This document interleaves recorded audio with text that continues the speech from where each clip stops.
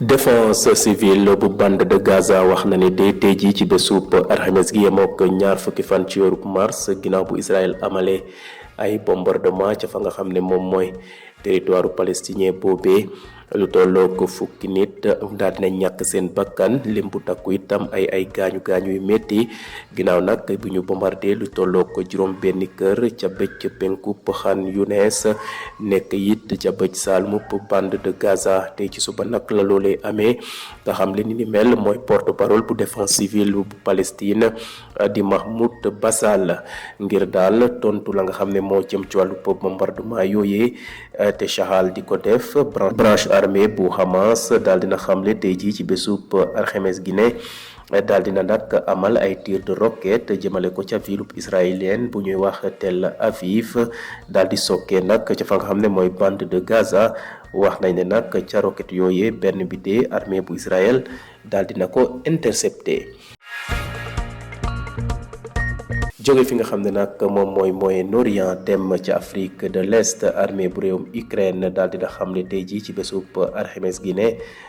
daal dinañ ñu daal attaqué nañ leen lu tolloo ko téeméer ak juróom-ñaar fukk ak benn ay drone waa Russie ñoo ko tiré ci guddi gi biig daal di ko jëmale ci seen réew. Russie it de wax na ni itam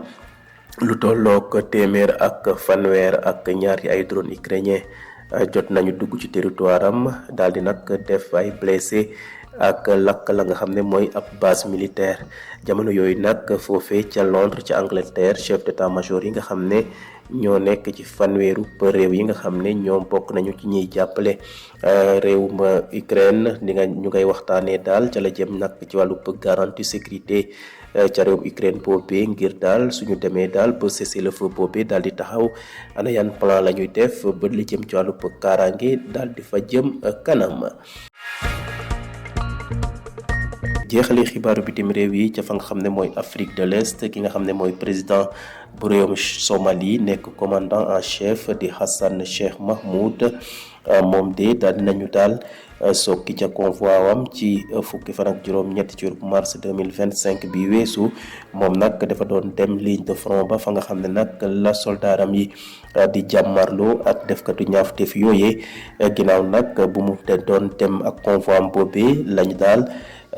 explosion am ca convoi boobee ca fa nga xam ne moo nekk ca biir district bu Mogadiscio ay nit nag jot nañ fa faatu ñu bëri daal di ca am ay gaañu yu métti waaye nag président bi de dara jotu ko ca la nga xam ne moo jëm ci attentat boobee ña nga xam ne nag ñoo def avant attentat boobu daal di nañu yëglu mooy groupe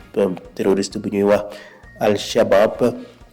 ñoom daal nee nañu ñoo amal la nga xam ne mooy attaque boobee. La défense civile de la bande de Gaza fait état de 10 morts et de plusieurs blessés tôt dans la matinée de ce jeudi 20 mars dans des frappes israéliennes sur le territoire palestinien après une reprise massive des bombardements dans la nuit de lundi à mardi. Au moins 10 civils ont été tués et des dizaines d'autres blessés dans des frappes aériennes israéliennes qui ont visé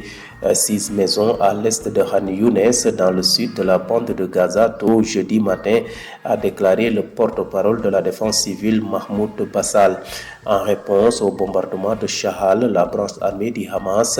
a annoncé ce jeudi matin avoir tiré des roquettes sur Tel Aviv depuis la bande de Gaza. L'une d'entre elles a été interceptée par l'armée israélienne.